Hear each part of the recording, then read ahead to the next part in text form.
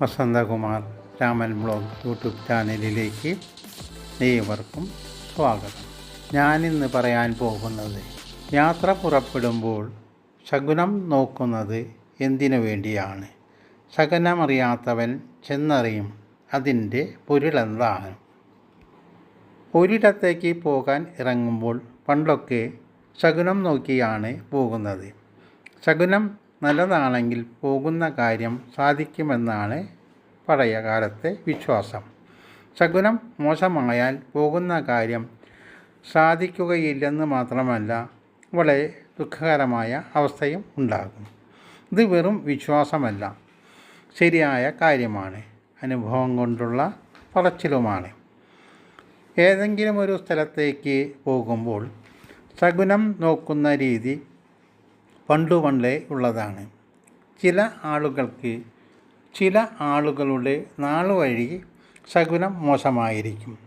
അപ്പോൾ ആ മനുഷ്യനെ കൊണ്ടുപോയാൽ നാം എന്തിനു വേണ്ടിയാണ് പോകുന്നത് എന്ന കാര്യം ശുഭകരമാവുകയില്ല. നല്ല ശകുനം കണ്ടുകൊണ്ട് പുറപ്പെട്ടാൽ പോകുന്ന കാര്യം സഫലമാകും. ചീത്ത ശകുനങ്ങൾ കണ്ടാൽ വിഫലമാണ് പോകുന്ന കാര്യമെന്നറിഞ്ഞ് പോകാതിരിക്കുന്നതായിരിക്കും ഉത്തമം.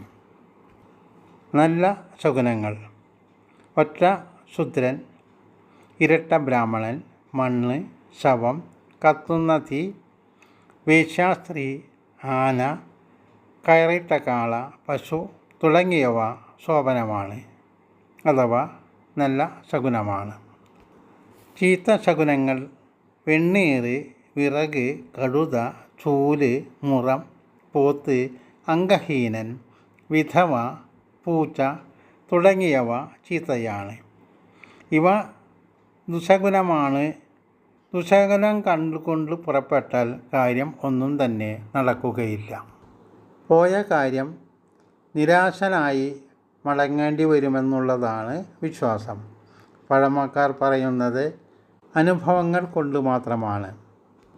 അതുപോലെ വടക്കോട്ട് യാത്ര ബുധനാഴ്ച കൊള്ളില്ലെന്ന് പറയുന്നുണ്ട്. ബുധനാഴ്ച പുലിയും പുറപ്പെടില്ല എന്നാണ് ഇതിന് പറയുക. കറുത്ത വാവ് യാത്രയ്ക്ക് ശുഭകരമല്ല. നല്ല കാര്യങ്ങൾക്ക് പുറപ്പെടുമ്പോൾ പിറന്നാളും മുന്നാളും വർജിക്കണമെന്നാണ് പഴമക്കാർ പറയുന്നത്. അത്ര അത്യാവശ്യ കാര്യമാണെങ്കിൽ ഒന്നും നോക്കാതെ അതിരാവിലെ സൂര്യനുദിക്കുന്നതിന് മുൻപ് പുറപ്പെടാമെന്നൊരു പ്രമാണമുണ്ട്. പ്രാതകാലം എന്തിനും കൊള്ളാമെന്നാണ്. സ്ത്രീകൾ വെള്ളിയാഴ്ചയും ചൊവ്വാഴ്ചയും ഇറങ്ങി പോകരുതെന്നാണ് മുത്തശ്ശിമാരുടെ അഭിപ്രായം. പോയാൽ അന്നു തന്നെ അന്തിയുറങ്ങാൻ തിരികെ വരണം, അല്ലെങ്കിൽ പോകരുത്. ചൊവ്വാഴ്ചയും വെള്ളിയാഴ്ചയും ദേവിക്ക് പ്രിയപ്പെട്ട ആഴ്ചകളാണ്. ദേവി ഐശ്വര്യദേവതയാണ്. സ്ത്രീയും ഐശ്വര്യമാണ്.